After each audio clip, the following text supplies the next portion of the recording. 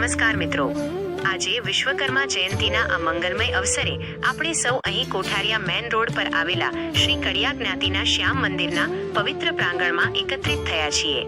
આજના આ વિશેષ દિવસે Shri Madhavdas charitable trust minus Rajkot દ્વારા આયોજિત રક્તદાન કેમ્પમાં ઉપસ્થિત આપ સૌનું હું હાર્દિક સ્વાગત કરું છું. 1. આયોજનનો હેતુ અને સ્થળનું મહત્વ. ભગવાન વિશ્વકર્મા એ સૃષ્ટિના સર્જક અને નિર્માણના દેવ છે. આજે તેમની જયંતી પર જ્યારે આપણે આ શ્યામ મંદિર જેવા પવિત્ર સ્થળે આયોજન કર્યું છે, ત્યારે આપણો ઉદ્દેશ્ય સ્પષ્ટ છે: સેવા દ્વારા માનવતાનું નિર્માણ.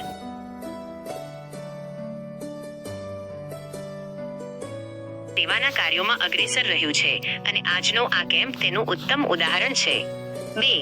રક્તદાન, જીવનનું સર્જન. વિશ્વકર્મા દાદાએ આ દુનિયાને સુંદર બનાવી, પણ કુદરતની સૌથી અનમોલ રચના મનુષ્ય દેહ છે.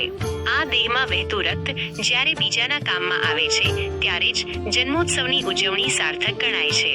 રાજકોટ જેવા સેવાભાવી શહેરમાં રક્તની એક પણ બોટલની અછત ન સર્જાય તે માટે આપણું ટ્રસ્ટ સતત કાર્યરત છે. 3. યુવા રક્તદાતાઓનો ઉત્સાહ. આજે કોઠારિયા મેન રોડ વિસ્તારના ભાઈઓ બહેનો અને ખાસ કરીને યુવાનો જે ઉત્સાહથી ભગવાન વિશ્વકર્માને આપણે સૃષ્ટિના સર્જક અને શિલ્પી માનીએ છીએ. તેમણે આ દુનિયાનું નિર્માણ કર્યું. આજે તેમની જયંતી પર રક્તદાન કરીને આપણે એ સાબિત કર્યું છે કે આપણે પણ જીવનના નિર્માણમાં ફાળો આપવા માંગીએ છીએ. એક શિલ્પી પથ્થરને જીવંત બનાવે છે, જ્યારે એક રક્તદાતા મરતા માણસને જીવતદાન આપે છે. 2. રક્તદાન, સર્વશ્રેષ્ઠ દાન. શાસ્ત્રોમાં અનેક પ્રકારના દાનનો ઉલ્લેખ છે, પણ રક્તદાન ને મહાદાન કહેવામાં આવ્યું છે.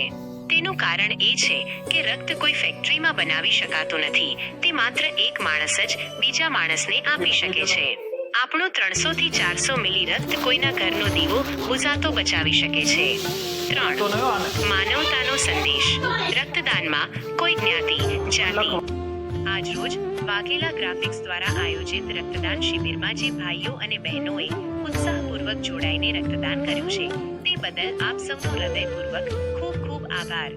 તમારું આ એક નાનકડું ડગલું કોઈના જીવન માટે અમૂલ્ય ભેટ બની શકે છે. માનવતાના આ ઉમદા કાર્યમાં સહભાગી થઈને તમે સમાજ પ્રત્યેની તમારી ફરજ અદા કરી છે.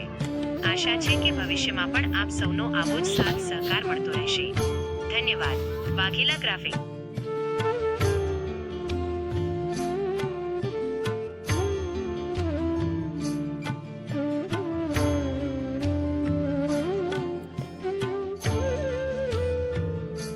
નિષ્કર્ષ, ચાલો આપણે સંકલ્પ કરીએ કે માત્ર આજે જ નહીં, પણ જ્યારે પણ જરૂર પડે ત્યારે આપણે રક્તદાન માટે હંમેશા તૈયાર રહીશું.